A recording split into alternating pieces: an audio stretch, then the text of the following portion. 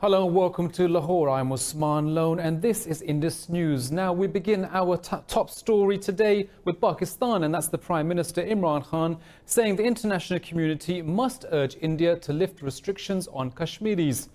He was meeting Russia's Foreign Minister Sergei Lavrov in New York, and Khan said India is misleading the world on the situation inside Kashmir. Khan said India's actions in Kashmir pose a risk to regional peace. Earlier, Prime Minister Khan met Microsoft chief Bill Gates, who pledged to provide $200 million for a social welfare program. Khan said the program will help achieve sustainable development goals set under the United Nations. Prime Minister Imran will address the Assembly on Friday, in which he will highlight the case of occupied Kashmir.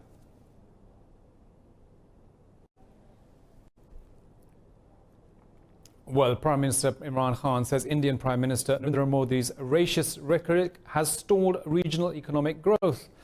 Khan said he's committed to welfare-driven development, but India's rhetoric is forcing the region to up its defense spending. In an interview with the Wall Street Journal, he said Modi's repressive and illegal actions in occupied Kashmir will have global consequences.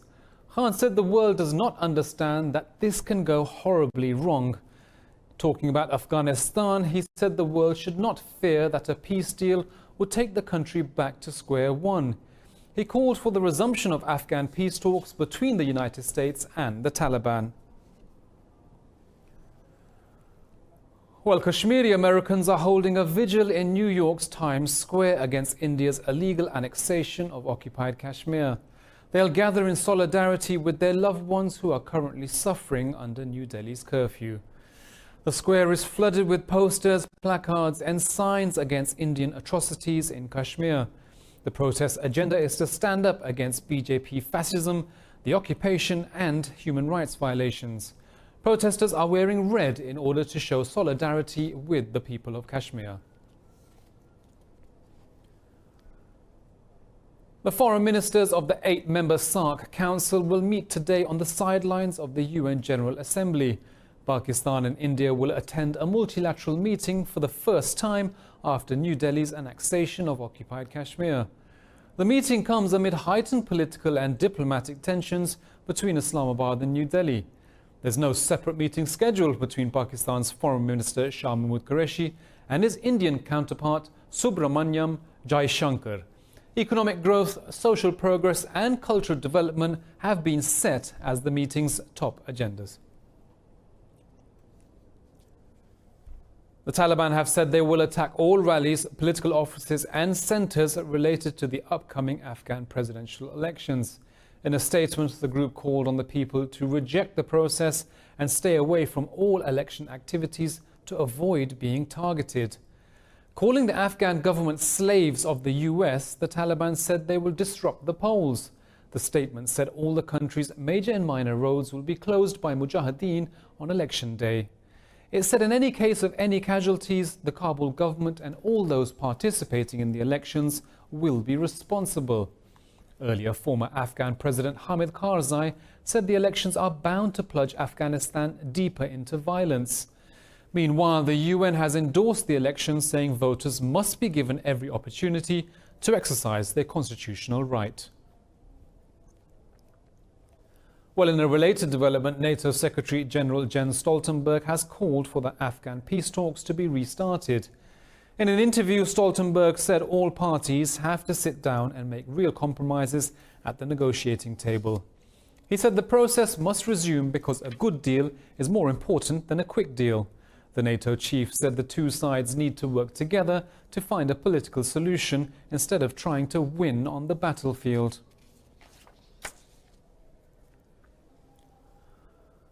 Now, 9.6 million registered Afghanistani voters will be using their right to vote on Saturday. They'll be looking for peace, stability and the righteous person to lead their war-torn country. Election officials say preparations are well in hand, but security concerns could keep Afghans away from the ballots. More in this report. The Taliban have made no secret of their aim to disrupt the election when President Ashraf Ghani will be bidding for a second 5-year term.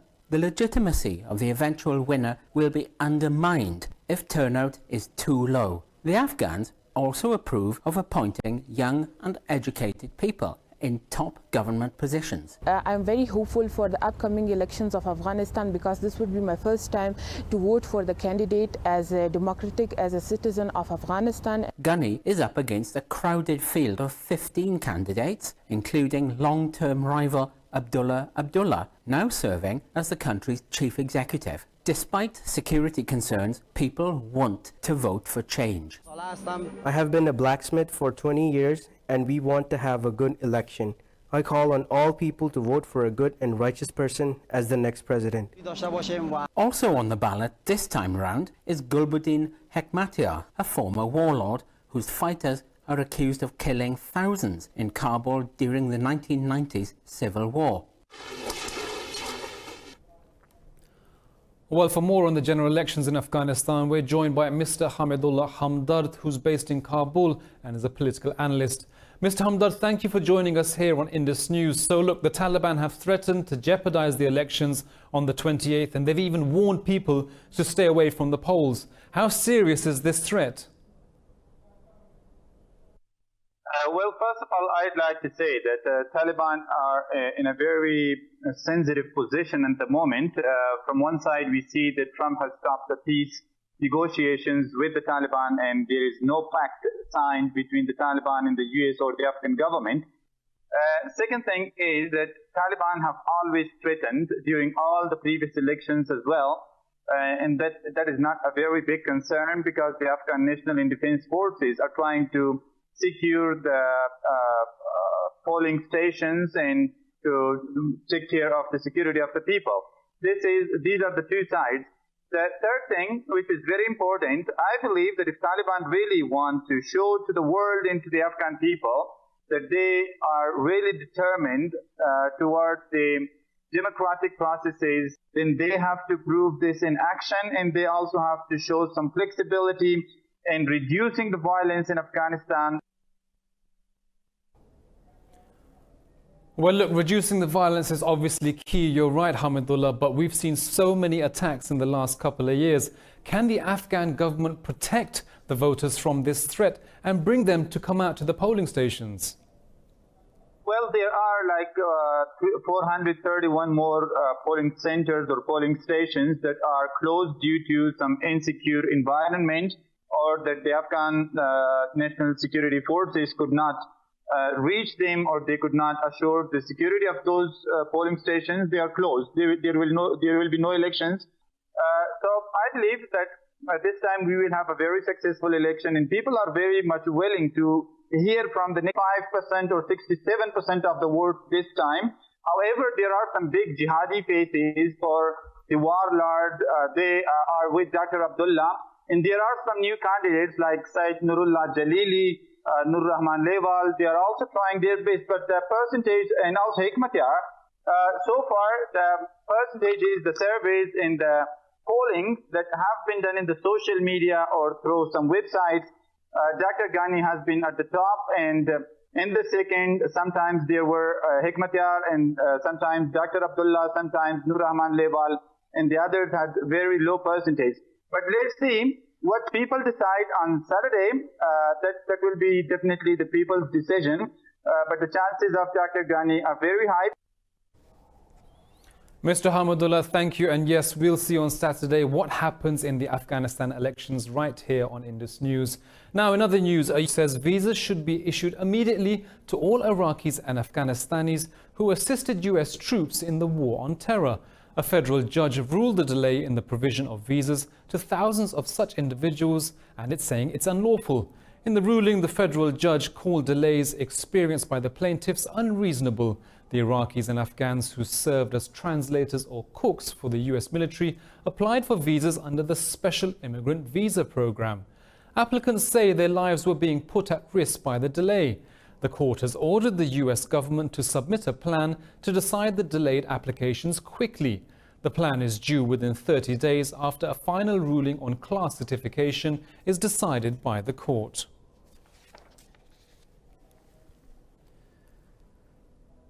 Now, in the United States, the House Intelligence Committee has released a redacted version of a whistleblower complaint against President Donald Trump. Democrats have already launched an impeachment inquiry against the president for seeking a Ukrainian investigation against his political rival, Joe Biden. The complaint says the White House tried to lock down records of President Trump's call with the Ukrainian president. It also accused Trump of using the power of his office to call for interference from a foreign country in next year's US election. Meanwhile, acting intelligence chief Joseph Maguire testified before the House Intelligence Committee today. Maguire said the whistleblower will be able to testify freely after security clearance. Earlier, the White House released details of the phone call between the two presidents. The transcript confirmed that Trump asked Ukrainian President Volodymyr Zelensky to reopen a probe against Joe Biden. Well, Iranian Supreme Leader Ayatollah Ali Khamenei says Tehran should give up all hopes of European help after US sanctions. He said the US and European countries can't be trusted. Khamenei said that despite promises, the Europeans have adhered to US sanctions. He said the road to negotiations is open to all countries except America and Israel. US President Donald Trump withdrew from the nuclear deal with Iran just last year and adopted a policy of economic pressure. In retaliation, Iran is scaling back its commitments to the 2015 nuclear deal. Now, China says it will hit back at the US for what it calls direct and unprovoked interference in China's domestic affairs. Foreign Ministry spokesman Geng Shuang says the bill is a malicious attempt by the United States Congress to contain China's development. He also deplored Washington's sanctions on Chinese entities and individuals that the US say violated oil sales sanctions on Iran. The statement came after US Congress officially pushed a bill supporting the protesters in Hong Kong by putting pressure on China. The US Congress and Senate will vote on the Hong Kong Human Rights and Democracy Bill in the coming weeks. If passed, the bill will require Washington to impose sanctions on Chinese officials. Well, we'll be back with more news from around the world after this short break.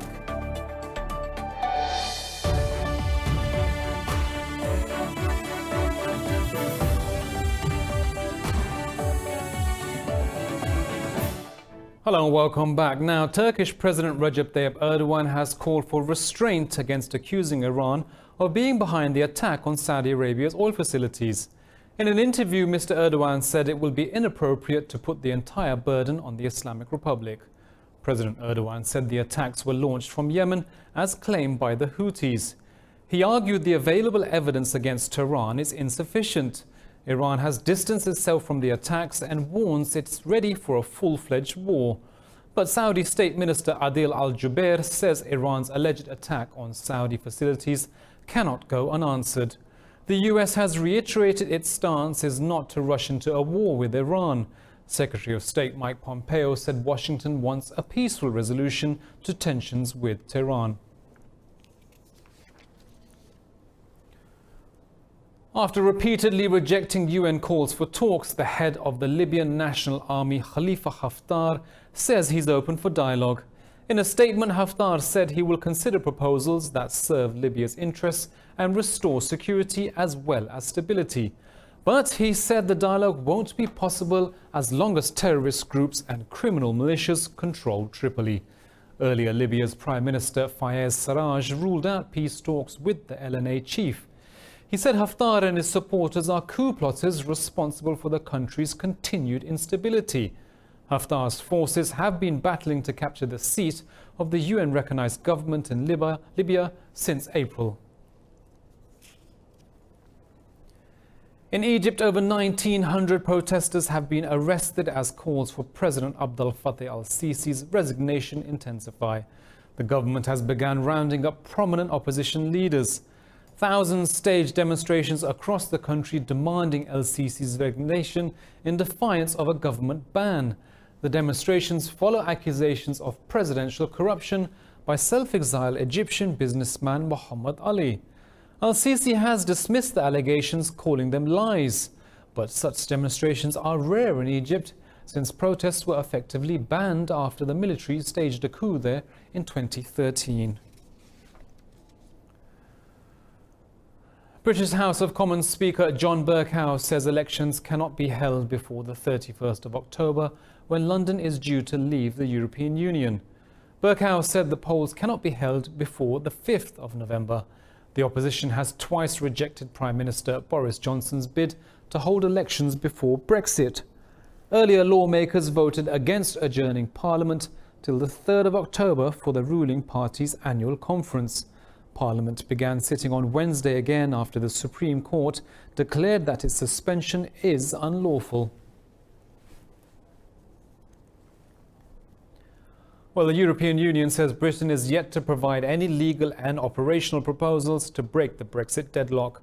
Speaking in Brussels, Brexit negotiator Michel Barnier said the bloc is still ready to work on a concrete proposal if the UK provides any. Barnier held talks with European lawmakers on the latest developments on Brexit. Meanwhile, British Prime Minister Boris Johnson says Brexit talks with the EU are progressing.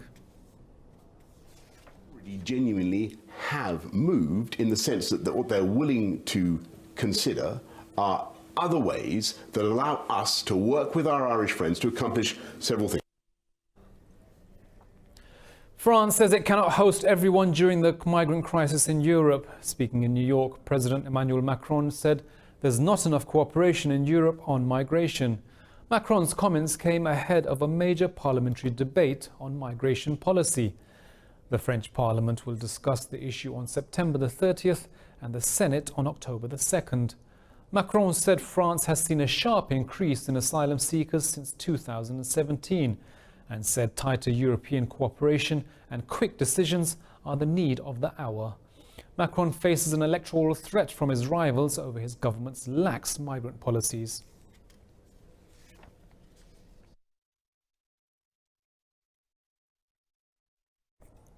In Indonesia, at least 20 people are dead and over 100 injured after a 6.5 magnitude earthquake shook the remote Maluku Islands. The quake struck 37 kilometers northeast of Ambon at a depth of 29 kilometers. About 24 aftershocks hit the area later. Indonesia's disaster mitigation agency says over 2,000 people have been evacuated. It says the number of casualties is likely to increase, but the Geophysics Agency has ruled out a tsunami. Last year, a 7.5 magnitude quake and a tsunami on Sulawesi Island left more than 4,300 people dead or missing.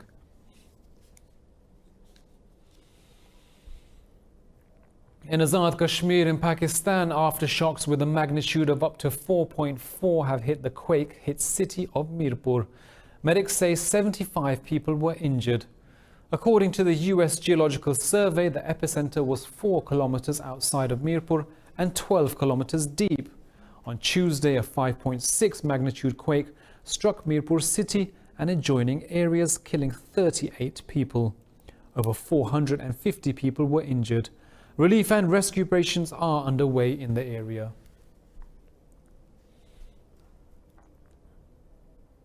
A 5.7 magnitude earthquake shook Turkey's largest city, driving residents to evacuate buildings. The quake center was in the town of Silivri in Istanbul. There were no immediate reports of damage, but many schools and offices were evacuated. Istanbul lies near a major fault line, and experts have forecast that a severe earthquake is due there in the coming years. In India, 11 people have died in rain-related incidents in the western city of Pune as downpours batter the city. Rescue teams recovered bodies from 3 different areas of Pune after heavy rain wreaked havoc on the city. Fire brigade officials say 5 people died when a compound wall collapsed in Tangewali colony. They say 4 people are still missing in the incident.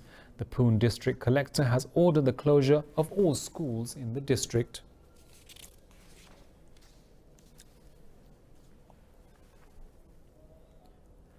The former French President Jacques Chirac has died at the age of 86.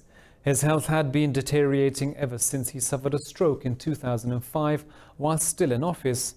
The cause of death is yet to be disclosed. The conservative politician Jacques Chirac led France between 1995 and 2007. He was twice elected president, twice prime minister, and spent 18 years as mayor of Paris. His career was marked by policy changes, winning him the nickname the Chameleon Bonaparte. Syrian filmmaker Wael Al-Khattab has made a documentary on the Syrian civil war called For Summer. The documentary is a mother's love letter to her infant daughter, explaining the death and devastation they've lived through. More in this report. With the thud of shells exploding in the dark, a terrified young couple sneaks past lines of Syrian troops in the besieged city of Aleppo. With a 6-month-old daughter clutched in a sling, the mother wrestles with the question of whether to flee the city to protect her daughter or not. Filmmaker Wael Al-Khattab has brought together footage of wartime she recorded in the past to make a feature-length production. I will encourage her to watch the film. I am devastated that I live with the memories of the past. But I have a message that I am trying to get across. That's why we survive. Al-Khattab says she was determined to share Syria's story after being forced into exile. Russian and regime planes continue their ruthless campaign on liberated areas. Refugees have still not returned. Detainees are still in the regime's prison. Our main goal is to continue with the original goals of the revolution. In May, the film won an emotional standing ovation at the Cannes Film Festival. The movie will open in cinemas worldwide on October 9th. When Hurricane Dorian hit the Bahamas and southeastern United States, it left thousands of people homeless. But now a music organization is taking its temporary accommodation skills to the affected areas to rehabilitate the hurricane's victims. More in this report.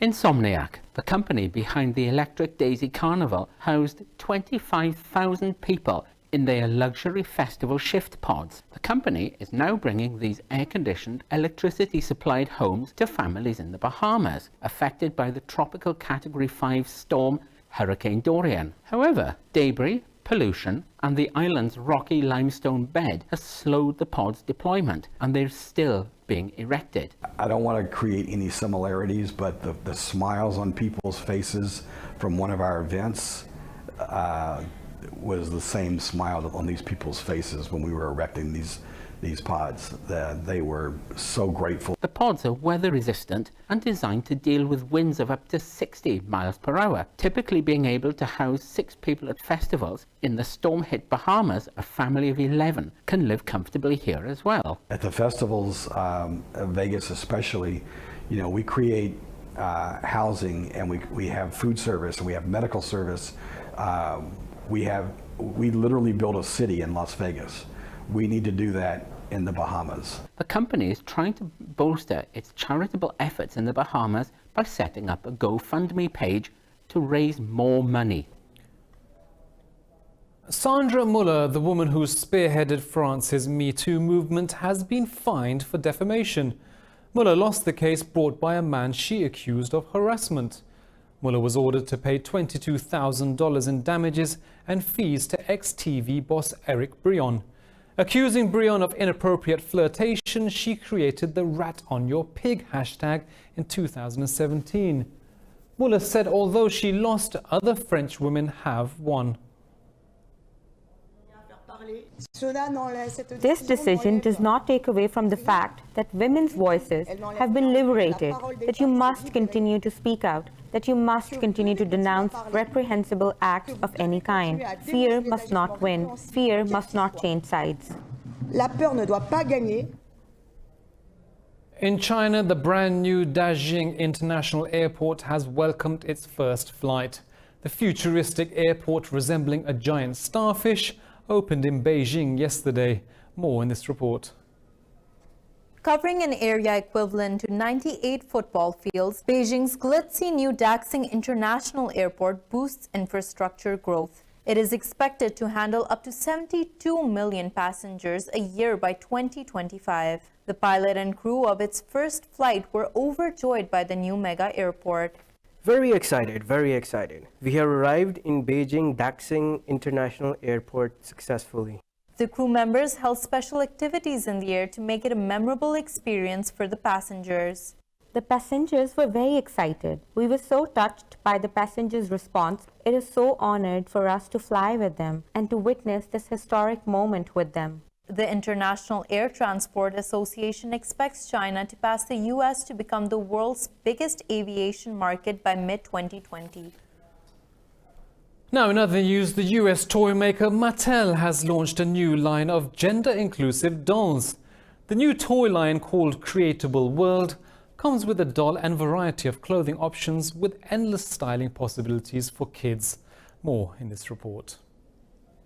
The gender-neutral doll range is customizable with different skin tones and styling options that can easily woo all kids. The doll's kits include funky outfits and hairstyles, allowing children to style toys with short or long hair, a skirt, trousers, or both. Mattel's global head of design, Kim Kalmune, says research shows children don't want their toys to be dictated by gender norms. There are some clothes that are more feminine presenting, some clothes that are more masculine presenting, and then the kids can combine them and put them together in any way that they want to. The toy designers aim to redefine gender stereotypes surrounding children and their toys. The dolls have been designed after consultations with American pediatrician Cara Natison. I was asked to look at the body type of the doll and to put my pediatric brain on and to understand what about this doll was appropriate in terms of size and proportions. And this toy doll range is for everyone and is available at the price of only $29. Well, we'll be back with news from the world of business and sports right after this short break.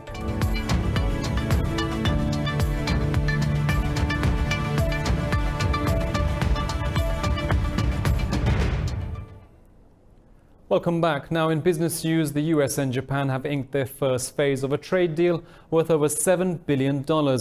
President Donald Trump and Japan's Prime Minister Shinzo Abe signed the deal at a ceremony in New York. The new business comes after Trump abruptly pulled out of the Trans-Pacific Partnership in 2017. Calling it mutually beneficial, the two sides said the deal cut tariffs on farm and industrial products. Prime Minister Abe said there will be no additional US tariffs on Japanese goods. I have confirmed and affirmed with President Trump, between President Trump and I myself, this has been firmly confirmed that no further additional tariffs will be imposed. And with the entry into force all my trade agreements, I believe both of our economies will be able to further grow and develop. European stock markets have traded amid higher optimism in the US-China trade war. Traders are monitoring the latest global developments after President Trump hinted at ending the standoff with China. On a positive note, the pan-European stock 600 rose in early trading. The technology shares surged while banking indices dropped. London's benchmark FTSE 100 index had a slight surge. Frankfurt's DAX 300 index is unchanged, while the Paris's CAC 40 slid 0.1%. Oil prices remain steadily after falling in the previous two sessions.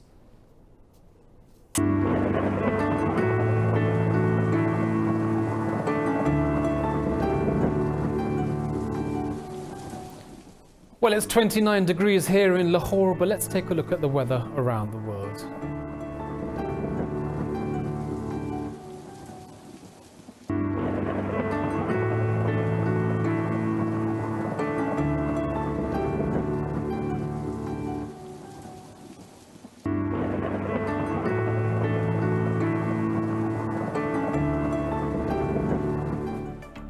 Well, that's all from me and the team here in Lahore, but we'll be back at the top of the hour with the headlines. Bye.